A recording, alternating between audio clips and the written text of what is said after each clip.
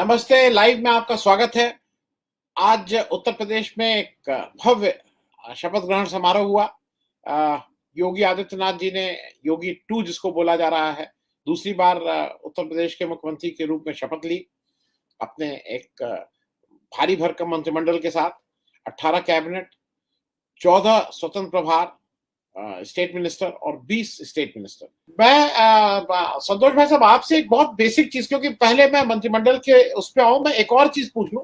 एक नया चलन शुरू हो गया है आजकल, जिसमें बोला जाता है कि स्टेट मिनिस्टर इंडिपेंडेंट चार्ज, राज्य मंत्री स्वतंत्र प्रभार और फिर राज्य मंत्री। पुराने उसमें जो सिस्टम था वो ये था, कैबिनेट, राज्य और डिप्टी मिनिस्टर। अब कोई डिप्टी मिनिस्टर नहीं बनता है, आप कहीं भी देखेंगे डिप्टी मिनिस्टर।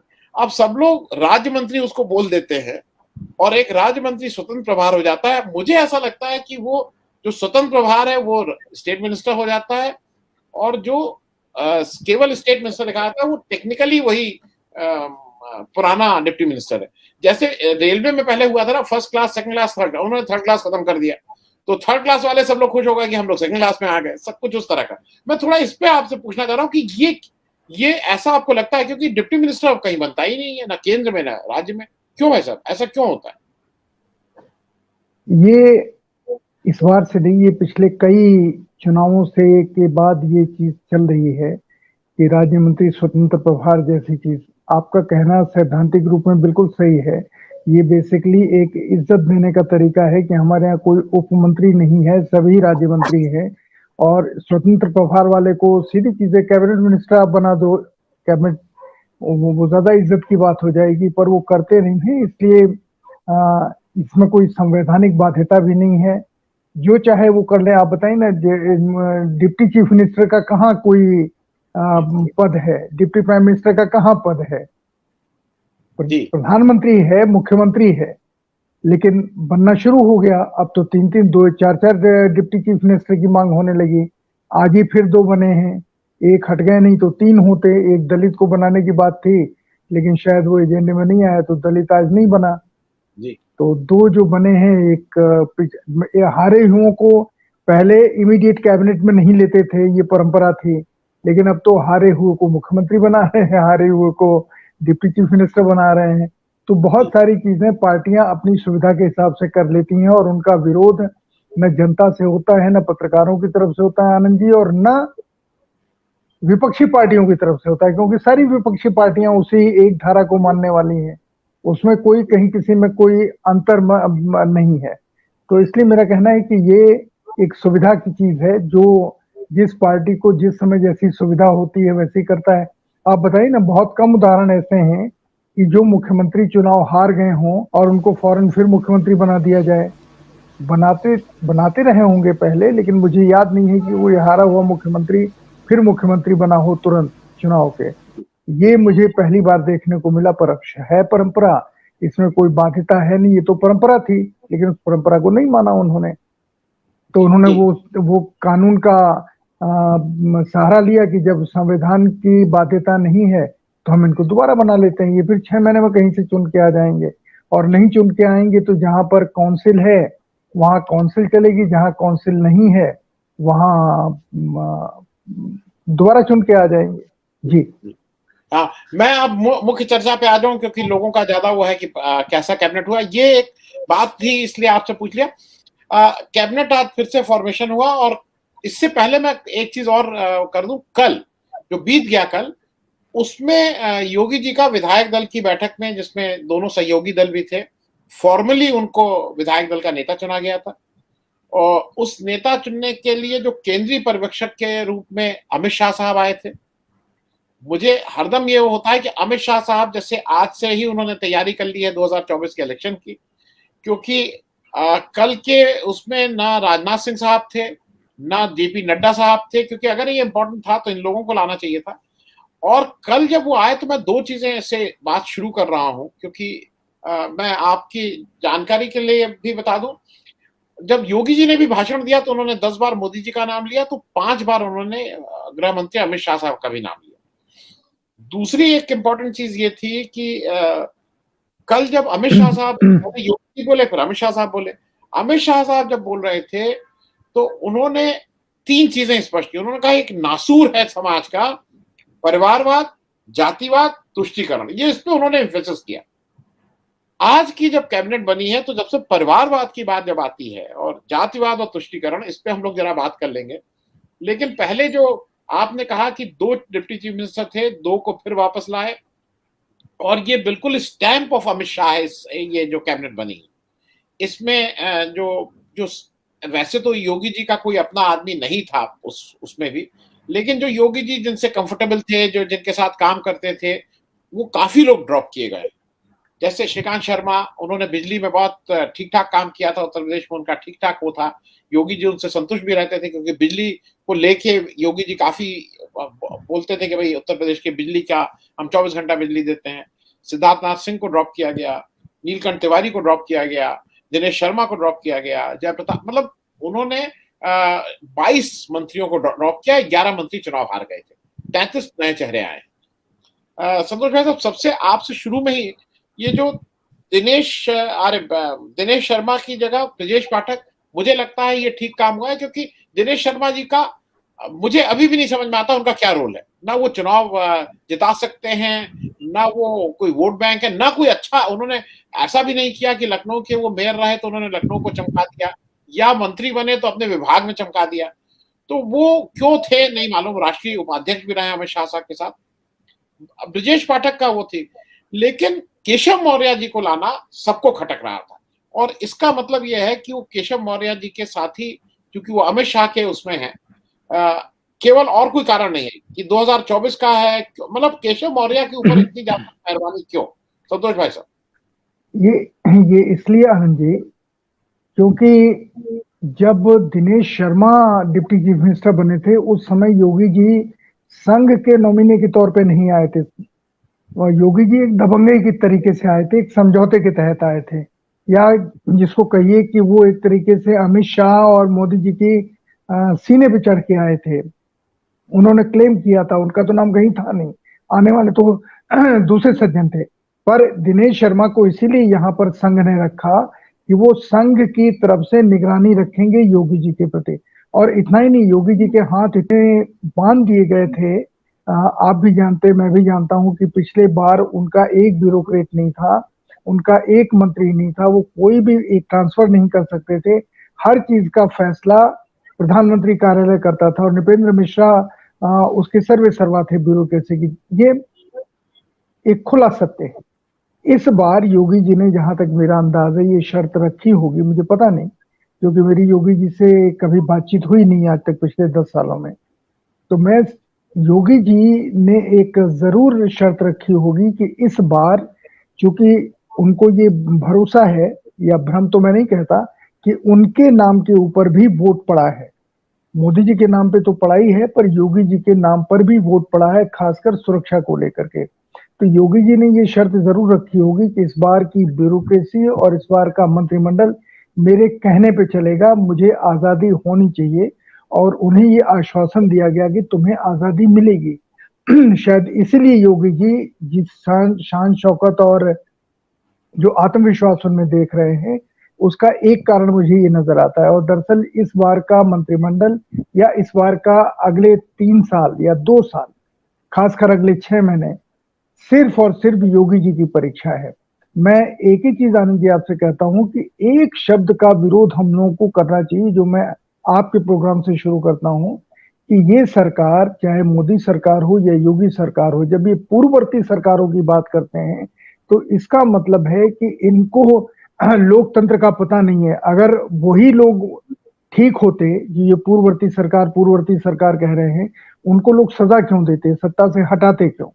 और अभी जिनको चुना है उनको इसीलिए चुना है कि उन लोगों ने गड़बड़ियां की थी, लोग उनसे खुश नहीं थे, नए लोगों को लेके आए। वो बाकी आरोप छोड़ दीजिए कि इसके पीछे ये कारण था, वो कारण था, पर मैं तो जो रिजल्ट आता है उसको सामने रख के बात करना हूं। इसलिए मेरा अपना ये मानना है कि इस बार योगी जी अगर कुछ सही कदम नहीं उठाते और अपने को, अपनी सख्ती नहीं दिखाते, और खासकर उत्तर प्रदेश की बुनियादी समस्याओं को हल करने का कोई रास्ता 6 महीने के भीतर तलाशते नहीं दिखाई देते हैं, और उन्हीं सवालों पे रहते हैं, अखिलेश ने ये किया, उसके पहले ये था, ये परिवारवाद था, ये वो सारी कहानियां चुनाव के साथ खत्म हो गई और खासकर आज उनके शपथ लेने के बाद खत्म हो गई।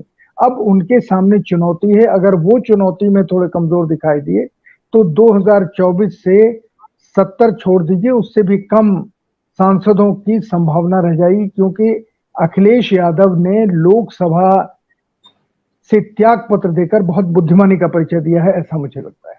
मैं आता हूं आपके पास। संतोष भारती, वैसा एक चीज मैं, क्योंकि थोड़ा मैं आतमजीत सिंह साहब से मेरा फर्क थोड़ा विचार है। ऑपोजिशन का आज गैर मौजूद रहना मुझे लगता है लोकतंत्र के लिए जरूरी है कि आप भी वहां जाते। जैसा जैसा रिपोर्ट्स कह रही हैं, जैसा योगी जी ऑन रिकॉर्ड हैं, उनका कहना है कि मैंने खुद फोन किया मायावती जी को और अखिलेश यादव को। कांग्रेस के बारे में उन्होंने नहीं बोला है, लेकिन जरूर निमंत्रण गया होगा। नहीं आना मेरे ख्याल में ये ठीक काम नहीं था। मैं इसमें अखिलेश यादव जी, अगर उनको इज्जत से बुलाया गया और नहीं आए तो ठीक नहीं। 2017 में मुलायम सिंह जी, अखिलेश जी दोनों गए थे। मायावती जी की स्टाइल है, वो तो जाती नहीं, वो ना प्रेस कॉन्फ्रेंस करती हैं ना वो कुछ, उनकी अपनी स्टाइल है। लेकिन मुझे ऐसा लगता है कि कांग्रेस को और सपा को इस शपथ ग्रहण में जाना जरूर चाहिए था। आप से जरा समझना चाहेंगे इसको। मैं इस मसले पे इतना ही कह सकता हूं कि इसमें लोगों की अपनी अपनी राय है, लेकिन मैं आपकी राय से सहमत हूं। पर मैं रविकांत जी की बात के ऊपर एक मेरे मन में सवाल आया कि रविकांत जी, इसका दुख आपको क्यों है? लोगों को इन सवालों के ऊपर जो आपने कहा कि खत्म किए जा रहे हैं या उनकी आकांक्षा नष्ट की जा रही है, इसको शिक्षा देने का काम तो विपक्ष का है। जो सरकार जिस विचारधारा की है वो अपनी विचारधारा को येन केन प्रकार लागू करेगी। अगर आप में ये क्षमता नहीं है कि आप जनता को कुछ भी समझा पाए, बतला पाए, तो आपको इसी तरीके की चीज का सामना करना पड़ेगा। और मैं फिर इस सवाल को कहता हूं कि अभी तक ये विपक्ष के लोग नहीं समझे कि अखिलेश यादव को इतना बड़ा समर्थन उनकी अपनी वजह से मिला या लोगों के गुस्से की वजह से मिला। इसका मतलब है कि आपने लोगों के गुस्से का मतलब भी अब तक नहीं समझा है और आप फिर 5 साल वही करेंगे, अपने को प्रदेश का सर्वशक्तिमान नेता, बहुत प्रमुख नेता मान करके आप वो गलतियां शुरू करेंगे जो नहीं करनी चाहिए। तो मेरा सिर्फ ये कहना है कि लोगों को समझाने आपको बहुत सारी चीजों में ऊपर उठना पड़ेगा और भारतीय जनता पार्टी के नेताओं से, खासकर मुख्यमंत्री योगी से अलग दिखना पड़ेगा। और यहाँ पर आनंदवर्धन जी की बात का मैं फिर समर्थन करता हूं कि अगर वो ये करते तो ज्यादा अच्छा होता, लेकिन उन्होंने नहीं किया। क्या सोच के नहीं किया मुझे नहीं पता। ये शायद यही सोच के, जैसे 4.5 साल वो घर में बंद रहे, उनके लोगों को बुरा लग सकता है, लेकिन मुझे लगता है कि शायद आप यही सोच के बंद रहे कि लोगों के पास विकल्प क्या है, हम ही को वोट देंगे, मायावती जी तो रेस से बाहर हो रही हैं। तो ये जो विपक्षी नेताओं की समझ है या विपक्षी दलों की समझ है कि वो कुछ सड़क पे करते नहीं है, ट्विटर पे ही ज्यादा खेल करते हैं, और इस बार उनको लगा कि हम लोकसभा में भारतीय जनता पार्टी को मात दे देंगे। मुझे लगता है वो थोड़ा ज्यादा दिवा स्वप्न जैसा हो जाएगा। अगर लोगों को समझाने की, सिखाने की, देखिए एक चीज है, लोगों को समझाने का कोई दूसरा ऑप्शन नहीं है। अगर आप लोगों को सही बातें नहीं समझा पाते हैं, आप नहीं समझाएंगे तो गलत बातें लोगों के पास जाएंगी, गलत विश्लेषण जाएगा, गलत फैसले जाएंगे और लोग उसमें बहेंगे। तो इसलिए मैं, आनंद जी, आपके जो आखिरी सवाल था उससे मैं आपके साथ हूं। मैं खुद मानता हूं कि लोकतंत्र में, क्योंकि मैंने वो दौर देखा है जिसमें परस्पर विरोधी लोग बैठ करके आपस में एक दूसरे का विरोध भी नहीं करते थे, पीठ में छुरा भी नहीं मारते थे। और उनमें कौन लोग थे? उसमें अटल बिहारी वाजपेयी होते थे, उसमें आडवाणी जी होते थे, उसमें चंद्रशेखर जी होते थे, उसमें जॉर्ज फर्नांडिस होते थे, मधुलिमाई जी होते। ये सब लोगों को मैंने देखा है कि कैसे आपस में बैठ के ये बात करते थे। कोई अपने विचारों से इधर उधर नहीं जाता था, लेकिन जनता को समझाने में सब लोग अपने अपने विचारों को आगे रहते थे। पर वो तरीका नहीं होता था कि हम तुमको गाली दे रहे हैं, तुम हमको गाली दे रहे हो। वो दौर मुझे नहीं लगता कि बहुत जल्दी वापस आएगा। लेकिन हाँ, इस तरीके के झटके में भी अगर लोग नहीं सीखते जैसे उत्तर प्रदेश में हुआ, तो फिर तो ये मान के चलना चाहिए कि हम लोकतंत्र के उस परिभाषा की तरफ बढ़ रहे हैं जहां लोकतंत्र एक पूर्णतया बिना विपक्ष के तानाशाही के रूप में परिवर्तित होता है। वैसे एक चीज, छोटा सा एक प्रश्न और है। इस वाली कैबिनेट में एक चीज और देखने को मिली कि वो जो पहले होता था ना कि आरएसएस के पुराने आदमी हैं, ये बीजेपी में संगठन में काम करते हैं, ये सब कुछ नहीं है। ब्रजेश पाठक 5 साल पहले आए, उनको डिप्टी चीफ मिनिस्टर बना दिया, मतलब राकेश सचान सपा से आए, उनको मंत्री बना दिया। तो इस बार केवल शायद 2024 में किससे वोट मिल सकता है, ये मुख्य रहा। इसका ओरिजिन कहाँ है, कौन आरएसएस से आया, कौन बीएसपी से आया, कौन बीजेपी से आया, इसका कोई माने नहीं रहा। केवल अब क्राइटेरिया ये है कि आपको क्या लगा इस कैबिनेट में, ये वाली बात। आपने कल अमित शाह के भाषण का जिक्र किया कि कल अमित शाह ने जो जिस तरीके का भाषण दिया वो आपको लगा कि 2024 की तैयारी है। बिल्कुल तैयारी है, और क्यों नहीं कोई पार्टी करे। अगर विपक्ष में तमीज नहीं है अगले चुनाव की तैयारी का, आप मुझे बताइए इन 5 सालों में या 7 सालों में जब से मोदी जी आए हैं, उन्होंने कोई भी चीज बिना चुनाव को ध्यान में रखे हुए की है? हारे भले हों, चाहे वो बंगाल हो या वो बिहार हो, जब नीतीश कुमार से वो हारे थे, वो तो बाद में समझौते के तहत लालू से झगड़ा हुआ तो वो जीते, लेकिन उस समय तो वो मोदी जी हार गए थे सारा दांव लगाने के बाद।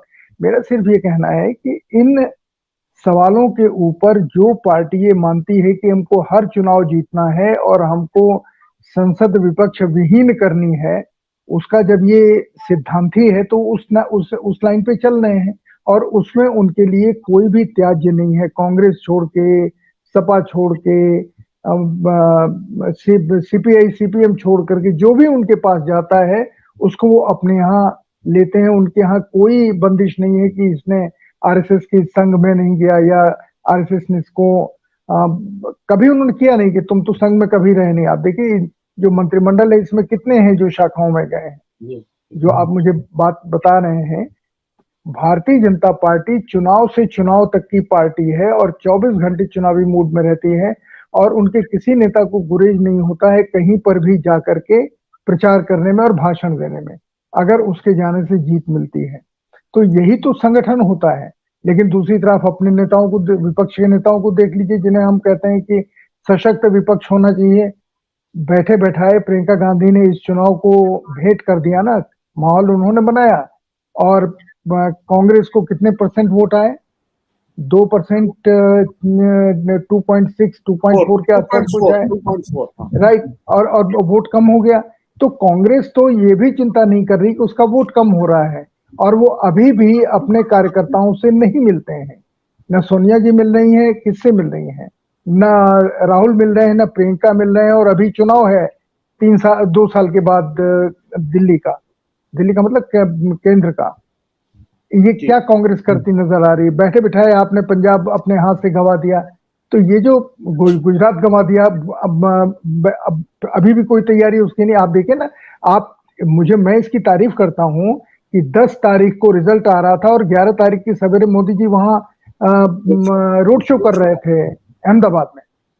तो मैं इसकी तारीफ करूंगा, क्यों नहीं तारीफ करूंगा? ये कांग्रेस ने क्यों नहीं सोचा? ये लोग तो छुट्टी मनाने के लिए विदेश जाना चाहते हैं। आम लोगों में तो यही धारणा है ना कि बहुत दिन हो गए, अब आराम करने के लिए चाहे अखिलेश जी हो, चाहे प्रियंका हो, चाहे राहुल हो, ये विदेश जाएंगे। सोनिया जी दवा कराने के लिए जाएंगी बाहर, यहाँ कोई रहेगा नहीं। फिर जब कोई चुनाव आएगा उससे 1 महीने पहले आप आएंगे। तो ये जो विपक्ष का जो अपना क्षरण हुआ है, उसकी जो साख गई है, वो इस देश में लोकतंत्र को कमजोर करने की सबसे प्रमुख उसके कारणों में से एक है। संतोष भाई साहब, एक चीज और, मुझे ऐसा लगता है कि इतना ज्यादा कह के ये 2024 की सरकार, ये 2024 की कैबिनेट, और सब लोग इसी को कर रहे हैं कि बहुत अच्छा सोशल इंजीनियरिंग। मुझे लगता है कि जो 2022 के बाद इनका इम्तहान जो 2027 में होना था, उसको प्रीपोन कर दिया इन्होंने 2024 में ही, क्योंकि योगी जी की सरकार को अगले 24 महीने के अंदर कुछ डिलीवर करना होगा। क्या आपको लगता है कि केवल इवेंट करने से, विज्ञापन से ही मामला हो जाएगा? क्योंकि मुद्दे तो अभी भी थे, और इस बार ये फैक्ट है कि उन मुद्दों पे वोट नहीं पड़ा, वोट दूसरी चीजों पे पड़ा। और हमारा आप जानते हैं वो कहीं ना कहीं हिंदू मुस्लिम वाली बात हो ही गई थी। क्या 2024 में मुद्दे रेलेवेंट रहेंगे कि ऐसे ही फिर इलेक्शन होगा? क्योंकि कुछ मुद्दे आपको लगता है कि रेलेवेंट होंगे। डर ये है कि जिस तरीके से सुप्रीम कोर्ट की कमेटी की रिपोर्ट बाहर लीक की गई है, और जिस तरीके से अब सरकार काम कर रही है हम लोगों की जानकारी के हिसाब से, उसके हिसाब से ये तीनों कृषि कानून इस सत्र के समाप्त होते होते बजट सत्र के द्वारा फिर लागू होंगे और मुझे डर है कि फिर दोबारा किसान आंदोलन वैसे खड़ा हो पाएगा या नहीं खड़ा हो पाएगा। एमएसपी वाले कानून को तो आप हवाई हो जाने दीजिए, उस पे तो सरकार का कोई जोर है ही नहीं। अब किसान उत्तर प्रदेश में खड़ा होगा नहीं खड़ा होगा, क्योंकि जो रिजल्ट है मोदी सरकार इसको आ, मान रही है कि ये एक रेफरेंडम है हिंदुस्तान का हमारी नीतियों को लेकर के। अब आंदोलनों का जो हाल होता है आप जानते हैं, जिस तरीके से आंदोलन के नेता पंजाब में चुनाव लड़े और किसी की जमानत नहीं बची, बल्कि बहुत कम वोट उन लोगों को मिले, जो कि नहीं करना चाहिए। आंदोलन आंदोलन होता है, चुनाव चुनाव होता है, लेकिन उसको उन लोगों ने माना नहीं और सबने चुनाव में अपनी किस्मत आजमाई। सबने माना कि हम जीत जाएंगे, लेकिन कहीं कुछ नहीं हुआ। तो मेरा सिर्फ ये कहना है कि आंदोलन एक बार जब खत्म होता है, जब विश्वास लोगों का हटता है, तो फिर बहुत नुकसान होता है। जैसे जयप्रकाश जी के आंदोलन का फलितार्थ बहुत ही शून्य निकला और उसका परिणाम कितने साल, 10 साल तक लोग निराशा में रहे। उसी के बाद उसी की तरह से वीपी सिंह की सरकार भी असफल हुई, उसका आप देख रहे हैं। अन्ना हजारे का आंदोलन असफल हुआ, या अब अलग चीज है कि हम सब कह रहे हैं कि वो आरएसएस से प्रेरित था या जैसा भी था, लेकिन बहरहाल उस समय तो आंदोलन था, लोगों की आशाएं बढ़ी थी, उसका नुकसान अभी तक चल रहा है। अब दोबारा एक किसान आंदोलन में आशा थी कि जिस तरीके से किसान आंदोलन मजबूती से खड़ा है, उन लोगों ने जितनी सदाशयता के साथ इन प्रस्तावों को स्वीकार कर लिया और जल्दी जल्दी सबमिट करके चले गए। अब दोबारा वो आंदोलन हो पाएगा या नहीं हो पाएगा मुझे नहीं पता, लेकिन इसका जो दुष्परिणाम भोगने को मिलेगा वो ये कि भारतीय जनता पार्टी ये मान के चलेगी कि जिनको हम समस्या कह रहे हैं वो समस्या नहीं है, जिनका जिनका जिक्र आप लोग कर रहे हैं, सिंह साहब कर रहे हैं, वो समस्या कोई समस्या नहीं है।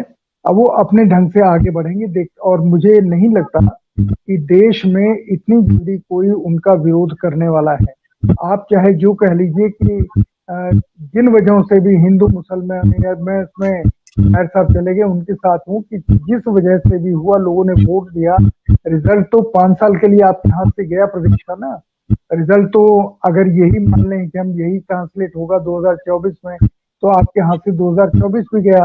ये पीढ़ी भी खत्म हो जाएगी अगले 5 साल में, जो भी दिखाई दे रही है, कुछ सोच रही है, बोल रही है, या प्राकृतिक रूप से निष्क्रिय हो जाएगी। तो ये देश की जिंदगी में 5 साल बहुत मायने रखते हैं। और पिछले आप देखिए ना, पिछले 80 के देखिए, किसान आंदोलन छोड़ करके कोई आंदोलन हुआ क्या 89 के बाद? नहीं हुआ। तो मैं सिर्फ ये कह रहा हूं कि ये देश, इसके लोकतंत्र में जो सबसे बड़ी खामी है कि आपको वोट देना है, जो सब में खराब है उसमें को वोट देना है, वो आप देते हैं। वो कर पाए नहीं कर पाए, बीच में कुछ हम कर ही नहीं सकते हैं। अब इस खामी को उस समय लोगों ने नहीं सोचा, प्रतिनिधि वापस बुलाने का अधिकार नहीं दिया लोगों को।